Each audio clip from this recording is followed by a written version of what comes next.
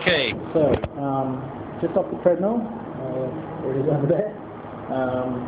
Put in a pretty tidy 5K, I think. Not as fast as I've been in the past, but I'm getting back. My distance and pace I recorded on the Garmin using FootPod, pretty much in line with the treadmill. Yep, just as you can see, just a little bit over 3.1 miles, so about just over a 5K, and the average over the total distance is 7 minutes 35. I usually run with my cadence until I upload this stuff, but the cadence seemed to be just counting it out in the mid-80s, sometimes pushing towards 90 steps per minute. And that's really where I need to be. I believe the optimal cadence for a runner, distance runner, is 92 steps per minute, although I've heard as low as 86, so I'm not entirely sure. But I think for an 8K MCT, if you can get above 85 steps per minute, I think you're doing pretty well. So the equipment I'm using, just for those who aren't familiar, it's all OSA. I'm using a TK2100 knee frame, much improved since they've dealt with the problem of the hydraulics leaking. Much better knee. This has been pretty much bulletproof for me, and I'm really happy. Although I was fine using the mouse for a couple of years, I'm really happy to get back onto a polycentric knee.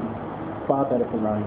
And then of course the blade is the latest iteration of the OSA Flex Run.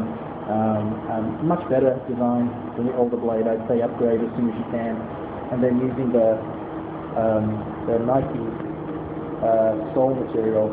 Just a note on that. The Nike sole, although some people prefer a wider, flatter surface, particularly for trail running, the good thing about the Nike sole is that you can just pop it on and off. So you can get a couple of them and hot swap them. So no more downtime waiting for your blade to come back. My advice would be, if you want something different, you can always glue some sole material under the bottom of one of these. Doesn't matter. So if this is a little narrow for you, and I'll admit, it's a little narrower than I like. If this is a little narrow for you, then by all means, I would say get one of these because they're awesome, and the blades now come with a medallion fixed on, so that you can just pop them on with a little elastic band thing. Just get one and put a running sole on the bottom. I mean, there's no reason why you can't do that. And then the other things I was going to talk about were for my prosthetist, really. We'll look at this video. So guys, not bad. Some internal rotation, which is problematic. I would say that this screw here, when I first started, isn't in the middle, but I'd had it probably here, just as a marker.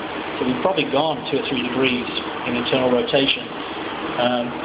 Wasn't enough to stop me running on the treadmill, but if I run much further, I would definitely have had to stop, empty out the sweat.